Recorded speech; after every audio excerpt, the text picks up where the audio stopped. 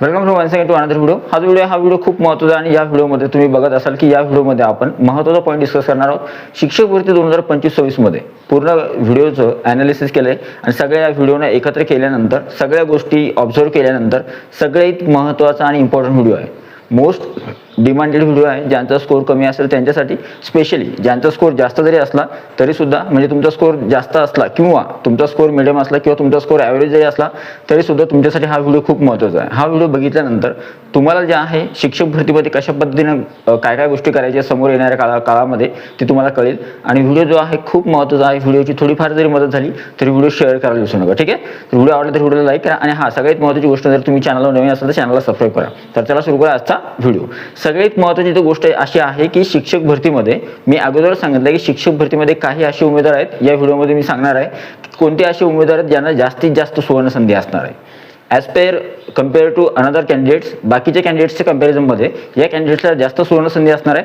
कशी असणार आहे, का असणार आहे, काहून असणार आहे, या सगळ्या गोष्टींचं उत्तर तुम्हाला या व्हिडिओमध्ये मिळणार आहे. ठीक आहे, तर बघा सगळ्यात अगोदर पहिली महत्त्वाची गोष्ट आहे, इथे आपण हायलाईट केलेलं आहे शिक्षक भरती 2025-26 मध्ये कोणकोणत्या कॅन्डिडेट्सला सुवर्ण संधी असणार आहे. ठीक आहे, वन बाय वन बघूया, पॉईंट वाईज बघूया आणि जेणेकरून तुम्हाला पूर्ण व्हिडिओ बघितल्यानंतर तुम्हाला कळेल की कोणकोणत्या गोष्टीमध्ये मला काय काय सांगायचं आहे, काय काय नाही. ठीक आहे, तर सगळ्यात अगोदर बघूया पहिली गोष्ट आहे जी जास्तीत जास्त उमेदवारांच्या मनामध्ये घर करून आहे की आमचा स्कोर कमी आहे, लो स्कोर आहे, तर त्यावेळेस आम्हाला शिक्षक भरतीमध्ये लागेल किंवा नाही लागेल याची शाश्वती नाही आहे. पण खरं कारण सांगतो तुम्हाला, तुमचा स्कोर कमी जरी असला तरी सुद्धा तुम्ही जर स्मार्ट पद्धतीने काम केलं तर त्यावेळेस शिक्षक भरतीमध्ये नंबर लागतो.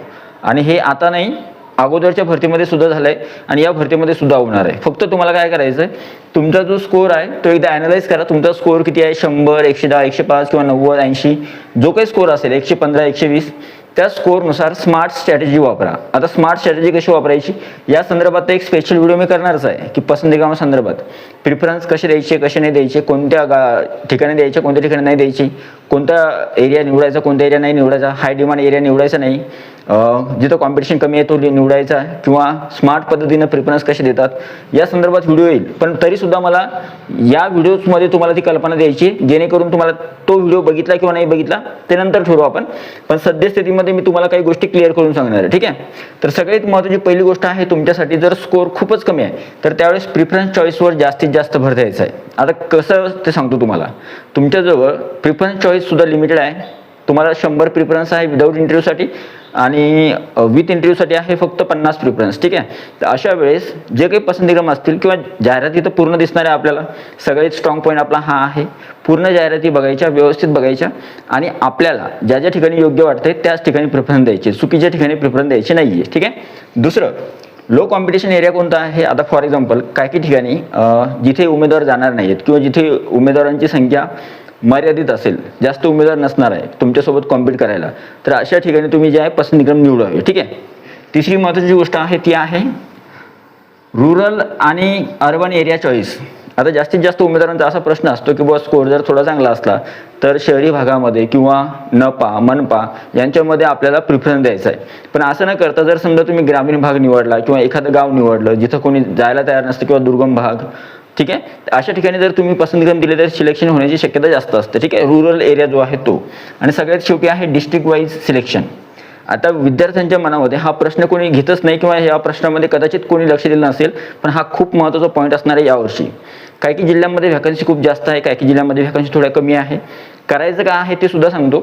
सगळ्यात पहिली महत्त्वाची गोष्ट अशी करायची आहे की डिस्ट्रिक्ट वाईज ज्यावेळेस व्हॅकन्सी येतील, झडपीचे असेल किंवा MNP असेल, NP असेल, मनपा, नपा, जिल्हा परिषद किंवा खाजगीच्या किंवा अदर ठिकाणच्या ज्या काही व्हॅकन्सीज येतील तर त्या व्हॅकन्सीज कुठकुठल्या आहेत, कोणत्या जिल्ह्यामध्ये किती किती पदं रिक्त आहेत, आपल्यासाठी किती आहेत, आपल्या मिडियमसाठी किती आहेत, कास्टसाठी किती आहेत, या सगळ्या गोष्टींची एकदा आकडेवारी बघून घ्या आणि नंतरच प्रिफरन्स तुम्ही द्यावे. ठीक आहे, जेणेकरून आणि तुम्हाला हे माहीत असलं पाहिजे प्रत्येक जिल्ह्याचा मेरिट किंवा प्रत्येक जिल्ह्याचे जे मार्क्स आहे, कट ऑफ मार्क्स किंवा मेरिट लिस्टमध्ये प्रत्येक जिल्ह्यामध्ये कमी जास्त मेरिट राहणार आहे. मेरिट कोणत्याही जिल्ह्याचं सारखं नसणार आहे यावर्षी शिक्षक पद भरतीमध्ये. आणि जसं तुम्ही काल ऐकलं असेल की शिक्षक भरतीच्या नियमामध्ये बदल होणार आहे, तर त्या संदर्भात सुद्धा तुम्ही अवेअर राहावं जेणेकरून तुम्हाला कोणत्याही प्रकारची अडचण येणार नाही. आता बघूया दुसरा जो पॉईंट आहे तो, कमी स्कोअर जरी असला तरी सुद्धा स्मार्ट स्ट्रॅटेजी वापरली तर सिलेक्शन होतं, का होत नाही यामध्ये तुम्हाला सर्व समोर कळेलच. दुसरा जो पॉईंट आहे तो आहे सब्जेक्ट वाईज डिमांड. आता हे असे उमेदवार आहेत की ज्यांच्या व्हॅकन्सीज ऑलरेडी आहेत आणि यांना जर समजा त्यांनी स्मार्ट पद्धतीने जर काम केलं तर त्यांची सुद्धा निवड शिक्षक भरतीमध्ये होऊ शकते, कमी स्कोर असून सुद्धा. ठीक आहे, काही विद्यार्थ्यांना काही स्कोर चांगला जरी असला तरी सुद्धा निवड होत नाही, काही विद्यार्थ्यांचा स्कोर कमी जरी असला तरी सुद्धा निवड होतो. त्याच्या मागचं कारण बघा काय आहे. सब्जेक्ट वाईज डिमांड कोणाला दिली मी बघा. सब्जेक्ट वाईज डिमांड आपण तुम्हालाही माहीत आहे, मॅथ्स सायन्सच्या ज्या जागा आहेत त्या खूप यांना जास्त खूप संधी असणार आहे, व्हॅकन्सीज रिक्त आहेत आणि यांचे शिक्षक अतिरिक्त होत नाही आहेत. मॅथ्स सायन्समध्ये एक म्हणजे पॉझिटिव्ह गोष्ट अशी आहे की यांच्या व्हॅकन्सी तर रिक्त आहेच, पण सोबत व्हॅकन्सी रिक्त असून सुद्धा त्यांचे शिक्षक सुद्धा अतिरिक्त होत नाही आहेत. मग सोशल सायन्सच्या कंपॅरिझनमध्ये मॅथ्स सायन्सला थोडा स्कोप आहे. यांनी जे आहे व्यवस्थित प्रिफरन्स द्यायचे, तुमच्यापर्यंत मेरिट येऊ शकतं आणि तुम्ही शिक्षक भरतीमध्ये लागू शकता. दुसरी अजून एक महत्त्वाची गोष्ट आहे, आता ही व्हॅकन्सी सब्जेक्टनुसार नाही आहे, पण ही आहे तुमच्या प्रोफेशनल क्वालिफिकेशननुसार. प्रोफेशनल क्वालिफिकेशननुसार म्हणजे उदाहरणार्थ फॉर एक्झाम्पल तुमचं D.Ed किंवा B.Ed आहे, तर त्यावेळेस तुम्ही D.Edनुसार विचार करायचा आहे किंवा B.Edनुसार विचार करायचा आहे की आपल्याला कोणत्या ठिकाणी स्कोप आहे, कोणत्या ठिकाणी आपण प्रिफरन्स द्यायला पाहिजे, त्यानुसार तुम्ही जे आहे ती स्ट्रॅटेजी आखायला पाहिजे. तिसरी, आता काही विद्यार्थ्यांचं असं मत असतं किंवा त्यांची लँग्वेज असते किंवा वेगळा सब्जेक्ट असले एखादा, ठीक आहे, तर त्यावेळेस तुमच्या व्हॅकन्सीज कुठे रिक्त आहे आणि तुमच्या as per your category, as per your subject, as per your another data, तुमच्या जो काही बाकीच्या गोष्टी असतील कॅटेगरी, कास्ट, सब्जेक्ट, मीडियम, त्यानुसार तुम्ही बघा की शिक्षक कुठं कमी होत आहेत किंवा कमी अतिरिक्त कुठं आहेत, जिथे व्हॅकन्सीज जास्त आहे किंवा चांगल्या व्हॅकन्सीज आहेत आपल्यासाठी.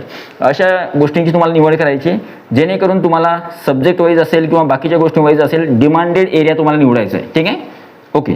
आता तिसरी जी गोष्ट आहे ती आहे लो स्कोअर किंवा अपडेटेड कॅन्डिडेट्स.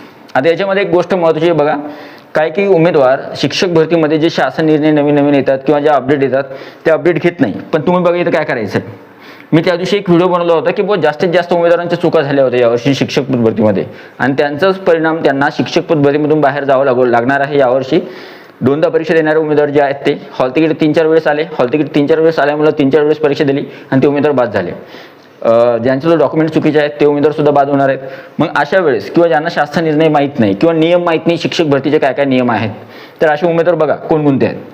चुका किंवा मिस्टेक टाळणारे, म्हणजे चुका किंवा मिस्टेक करणारे उमेदवार जे आहेत ते बाहेर जाणार आहे. म्हणजे थोडक्यात जे नेहमी अपडेट असतात उदाहरणार्थ कॅन्डिडेट्स, तर त्यांच्या एक तर चुका होत नाही आणि मिस्टेक सुद्धा होत नाही. म्हणजे चुका किंवा मिस्टेक टाळतात ते, त्याच्यामुळे त्यांचं सिलेक्शन जसेच्या तसं राहतं किंवा शिक्षक भरतीमध्ये त्यांना चान्स राहतो. नंतर शासन निर्णय एखादा नवीन आला तर तो शासन निर्णय समजून घेणे किंवा त्याचा अभ्यास करणारे.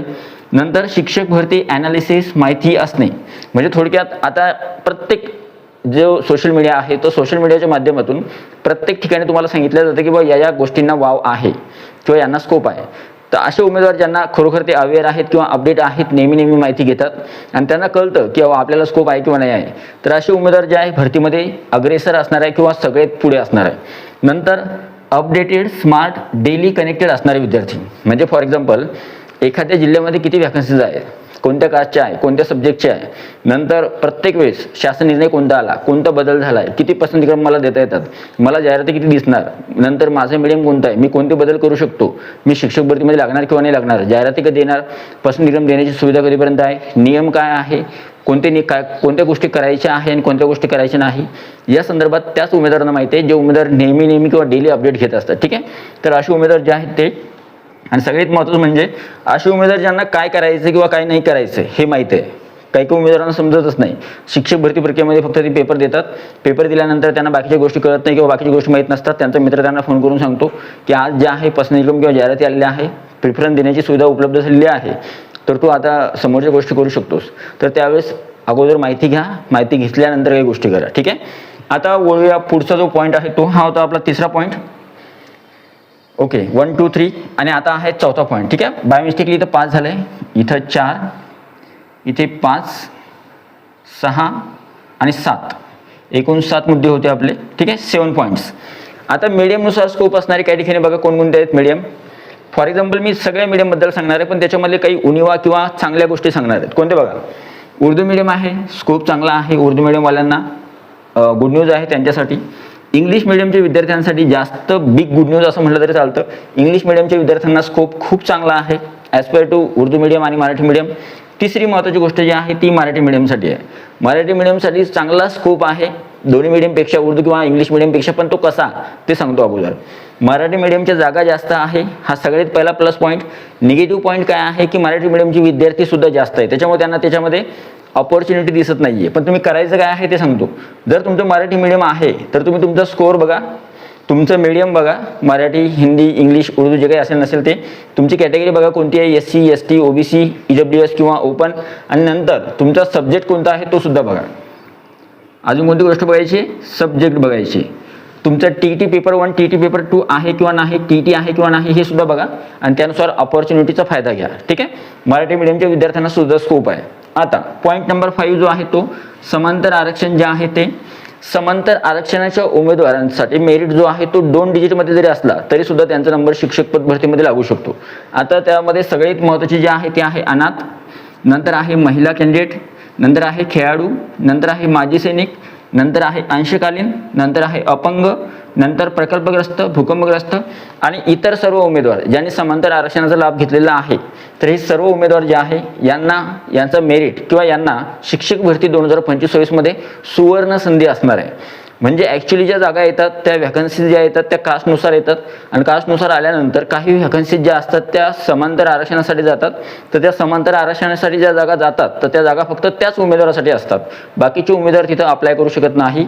जर याचा कदाचित कन्वर्ट राऊंड आला तर त्यावेळेस मात्र त्या जागा कन्वर्ट होऊन येऊ शकतात, पण शक्यतो सुरुवातीला त्या जागा फक्त याच उमेदवारांसाठी असतात.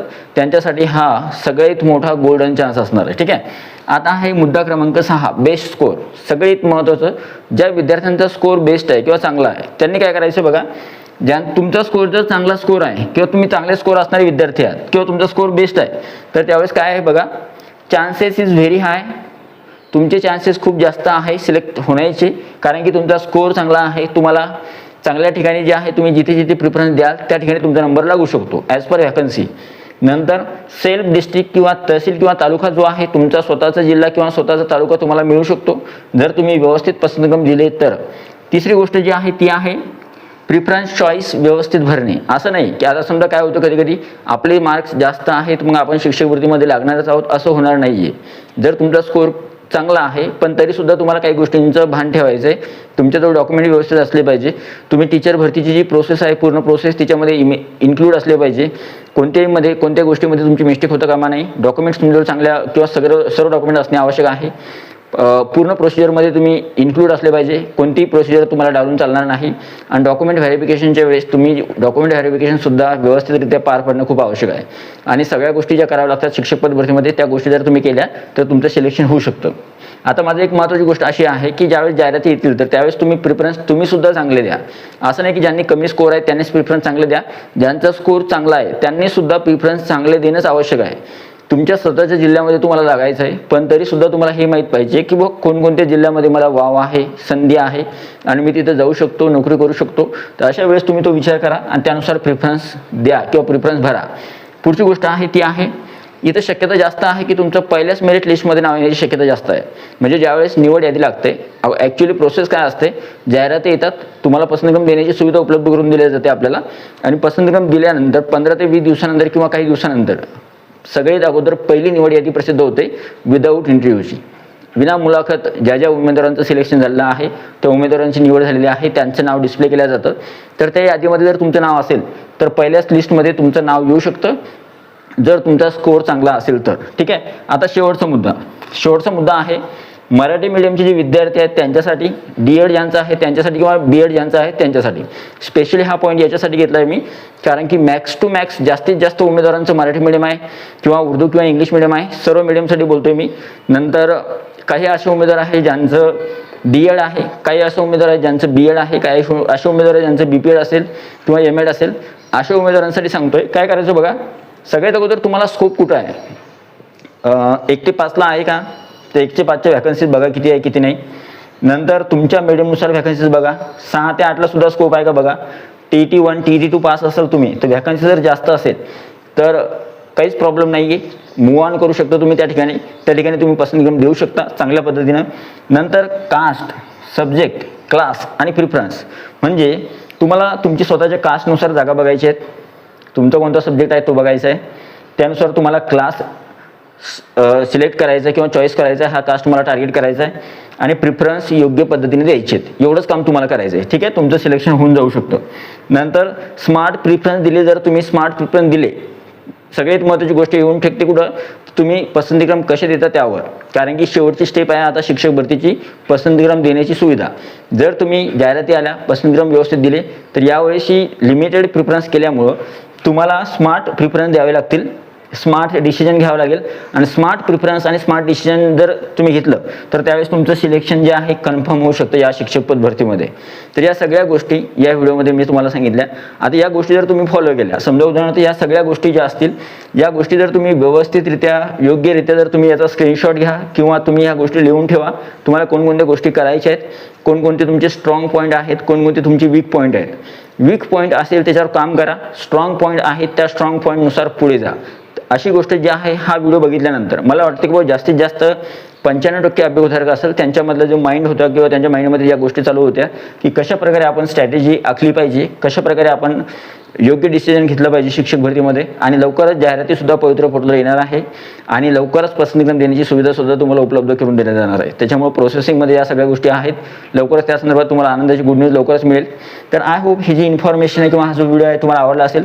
शिक्षक भरतीमध्ये या उमेदवारांना सुवर्ण संधी असणार आहे. ज्या उमेदवारांचा मी उल्लेख या व्हिडिओमध्ये केला, ज्या उमेदवारांनी फक्त त्यांच्या व्यवस्थितरित्या तुम्ही सगळ्या गोष्टी फॉलो करा. निवड तुमची होण्यासाठी तुम्हाला हार्दिक शुभेच्छा. व्हिडिओ आवडला तर व्हिडिओला लाईक करा. तुम्ही चॅनलवर नवीन असाल तर अशाच प्रकारच्या शिक्षक भरती संदर्भात महत्त्वाच्या माहितीसाठी चॅनलला सबस्क्राईब करा.